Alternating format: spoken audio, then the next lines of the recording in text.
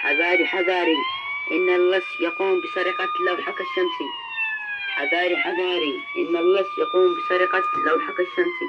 السلام عليكم ورحمة الله تعالى وبركاته، متابعي قناة هدهد سبا للتقنية، قناة الاختراعات والتقنيات المتعلقة بهذا الشيء.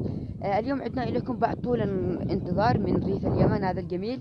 عدنا لكم بعد طول انتظار دام لأكثر من 3 أسابيع، وكان لظروف شخصية، ولكن إن شاء الله سوف نقدم لكم اليوم حلقة تنال إعجابكم إن شاء الله. من هنا من ريف اليمن نقدم لكم دائرة بسيطة تقوم بحماية أجهزة اللوح الشمسي أو الدش أو كثير من الحاجات ولها استخدامات.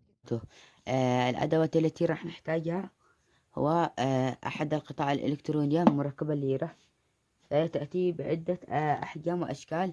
كما تشاهدون هذه هي 12 فولت، ونحن نحتاج من هذا النوع كما تشاهدون، وهذه 9 فولت. تأتي قلنا بعدة أحجام مختلفة، ونحن لا نريد إلا هذه القطعة التي تعمل ب12 فولت. ونحتاج إلى مصدر تيار 12 فولت، ونحتاج إلى منبه صوتي يعني جرس أو MP3 التي تحتاجونها، يا MP3 يا جرس. تأتي ب5 أقطاب، قطبين لتشغيل هذه الريلة كما تشاهدون، والأقطاب الثلاثة هي واحد مشترك ما بين البوابة الأولى والبوابة الثانية كما تشاهدون. نوضح الشرح أكثر. نشغل الأميتر على وضع الصوت. نقوم بتوصيل التيار إلى هذه الريلة كما تشاهدون.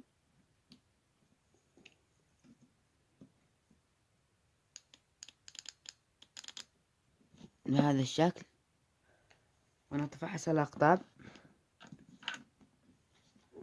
كما تشاهدون.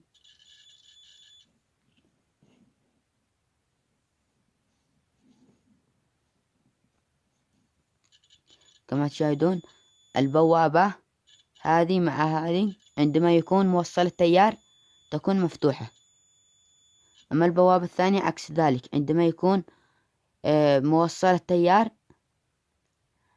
تكون مغلقة. فإذا قمنا بقطع التيار تحدث عكس العملية.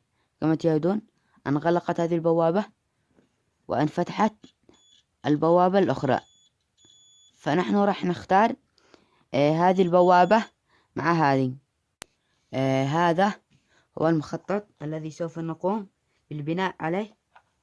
كما تشاهدون، أيوة، هذه هي الريلة، مركب الريلة التي شرحناها لكم كما تشاهدون.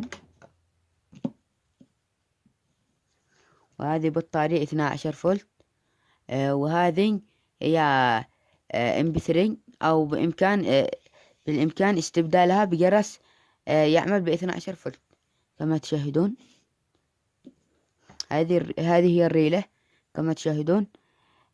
القطب الموجب القطب السالب موصل، والقطب الموجب كما تشاهدون خارج من هنا ومن موجب البطارية. تقومون بتوصيله بهيكل اللوحة الشمسي كما تشاهدون، أو بالإمكان تركيبه بأي شيء آخر كالدش الستلايت أو أجهزة البث الشبكات. بهذه الطريقة فستكون الدائرة مغلقة.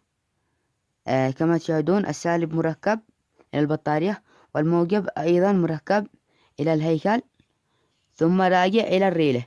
فستكون البوابة كما قلنا سابقا هذه مع هذه، عندما يكون موصلة دائرة الريلة ستكون هذه مغلقة. فعندما يأتي اللص ويقوم بقطع أو بنزع الأسلاك من هيكل هذه الأشياء، سوف تنفصل دائرة الريلة تلقائيا. سوف تنفتح هذه البوابة وتشتغل الدائرة الثانية كما تشاهدون. هذه الدائرة الموجب موصل إلى MP3، والسالب موصل من هنا من الريلة إلى MP3. فعندما ينفتح البوابة تشتغل هذه الدائرة تلقائيا. دائرة الMP3 التي فيها مسجل مقطع صوتي، أي الصوت التي تريدونه. أما هذا فهو محول صغير أو انفرتر صغير يحول من 12 فولت إلى 5 فولت. هذا تجدوه شاحن بشاحن السيارة، أو بالإمكان استبدال هذه الMP3 مع هذا المحول الذي يقوم بتخفيض التيار لها بهذا الشكل. هذا المخطط إذا كان تستخدمون جرس يعمل ب12 فولت، يعني لا تحتاجون محول صغير يحول لها، لأنه يعمل 12 فولت. قلنا عندما ينقطع دائرة الريلة سوف تنفتح هذه الدائرة ويشتغل الجرس تلقائيا. كما تشاهدون هذا هو الجهاز بعد الانتهاء من تركيب الدائرة اللي قمنا بشرحها لكم. كما تشاهدون هذا الجهاز، فنحن قمنا بصناعة عدة أشكال وأحجام مختلفة متفاوتة في الشكل. كما تشاهدون هنا مصدر تشغيل الجهاز، تقوم بتركيبه في البطارية ويكون بجانب البطارية هذا الجهاز. وأما في الطرف الآخر فتوجد لفافة السلك، يعني هذا الطرف الآخر تقوم بتركيبه بهيكل اللوح الشمسي أو الدش أو أي جهاز. فعندما تقوم بتركيبه اللص سوف يأتي ويقوم بقطع هذا السلك من اللوح الشمسي أو الدش، فتلقائيا سوف يتكلم هذا الجهاز ونقوم بتركيب الجهاز. كما تشاهدون الآن الجهاز مركب، الموجب إلى الموجب والسالب إلى السالب. كما تشاهدون هذا هو الطرف الآخر، باعتبار إن هذا هو هيكل الدش أو هيكل اللوح الشمسي، فبمجرد ما ينفصل السلك بهذا الشكل، كما تشاهدون انفصل السلك، اشتغل الجهاز طوالي. يقوم بسرقة لوحك الشمسي. حذاري حذاري إن اللص يقوم بسرقة لوحك الشمسي. حذاري حذاري كما تشاهدون إن اللص يقوم بسرقة لوحك الشمسي. حذاري حذاري إن اللص يقوم بسرقة لوحك الشمسي. حذاري حذاري إن اللص يقوم بسرقة لوحك الشمسي.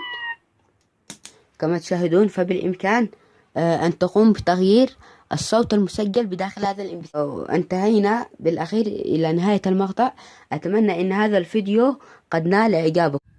أيضا لا تنسوا الضغط على زر الاشتراك، زر سبسكرايب، وتفعيل الجرس، والضغط على زر لايك لنستمر بنشر المزيد من هذه الفيديوهات، فيديوهات اختراعات وتقنيات وميكانيكيات وجميع الفيديوهات من قناة هدهد سبا للتقنية.